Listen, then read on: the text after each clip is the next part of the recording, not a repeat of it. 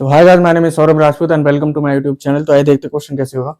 If 5 into tan square x minus cos square x equals to 2 cos 2x plus 9 then the value of cos 4x। ठीक, देखो कैसे करेंगे। देखो यहाँ पर डबल एंगल दे रखा है ना, और सब जगह सिंगल है, तो x को भी सिंगल कर लो। ठीक है, तो ये कितना देखो 5 tan square x minus cos square x equal to 2 cos 2x क्या होता है 2 cos square x minus 1 plus 9। ठीक ठीक, अब क्या करेंगे, अब अंदर मल्टीप्लाई कर दो। 5 tan square x minus 5 cos square x equal to 4 cos square x minus 2। ठीक ठीक है, क्या प्लस 9 बचा। ठीक, अब देखो अब क्या करना है, अब इसको उधर भेज दो, यानी या फिर इसको इधर ले आओ, तो क्या बचेगा 5 tan स्क्वायर एक्स।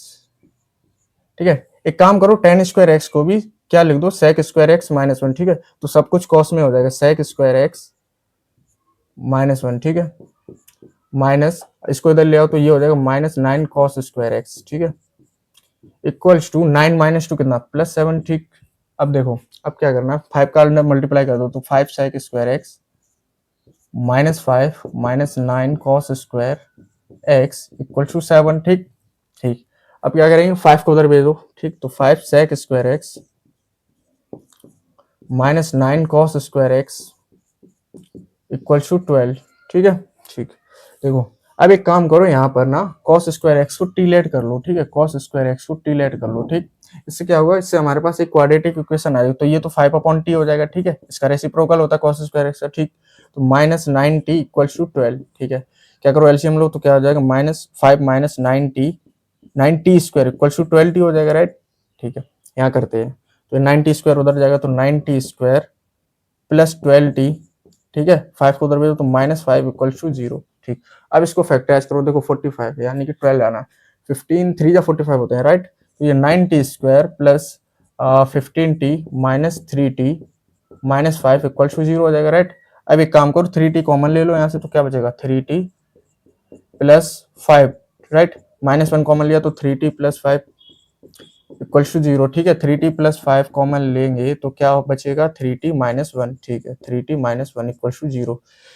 तो यहाँ से t की दो वैल्यू आ गई, एक क्या आ गई है माइनस 5/3 और दूसरी आ गई t इक्वल टू 1/3। अब देखते हैं कौन सी वाली रिजेक्ट करेंगे, कौन सी लेंगे, या फिर दोनों ही चलेंगे। देखते हैं, देखो हमने t किसको माना था cos स्क्वायर एक्स को। ठीक है, अच्छा देखो cos कहाँ से कहाँ तक होता है, -1 से 1 के बीच में। ठीक है, और स्क्वायर और लगा तो पॉजिटिव बना, तो नेगेटिव तो वैल्यू पॉसिबल है ही नहीं। ठीक है, तो इसको हम रिजेक्ट कर देंगे। तो यहाँ से लो एक वैल्यू आ गई, cos स्क्वायर एक्स किसके बराबर है 1/3 के बराबर है। ठीक है ठीक, अब देखो हमको निकालना है cos 4x। देखो कैसे जाएंगे वहां तक, एक बात बताओ, cos 4x निकालना, देखो यहाँ से जाएंगे, cos 2x कितना होता है 2 cos square x minus 1। cos x हमारे पास दे रखा है। ठीक है, हमने निकाल लिया कितना 1/3, तो यहाँ पुट करेंगे तो हमारे पास cos 2x आ जाएगा। ठीक है, फिर वहां से हम cos 4x पे चले जाएंगे। ठीक है ठीक, तो इसको हटाओ फिर। अब तो मैं यहाँ लिख देता हूँ cos 2x बराबर कितना 2 cos स्क्वायर एक्स माइनस 1। ठीक है ठीक, और 2 इंटू कॉस स्क्वायर एक्स कितना निकल गया 1/3, यानी कि ये हो जाएगा 2/3 माइनस 1, यानी कि ये कितना आ जाएगा -1/3। ठीक है ठीक, तो cos 2x हमारा आ गया -1/3। ठीक है, अब ऐसे ही हम कहाँ चले जाएंगे cos 4x पे।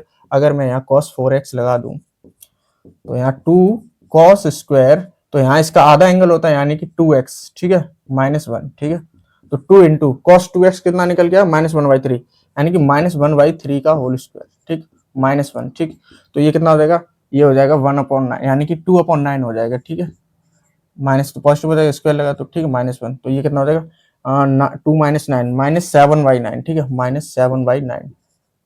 ठीक है, तो cos 4x कितना आ गया अपना -7/9 के बराबर आ गया। हमसे यही तो पूछा था, देखो ऑप्शन डी इसका करेक्ट हो जाएगा। तो आई होप आपको क्वेश्चन समझ में आ गया हो। तो मिलते हैं नेक्स्ट वीडियो में नेक्स्ट क्वेश्चन के साथ। Thank you guys.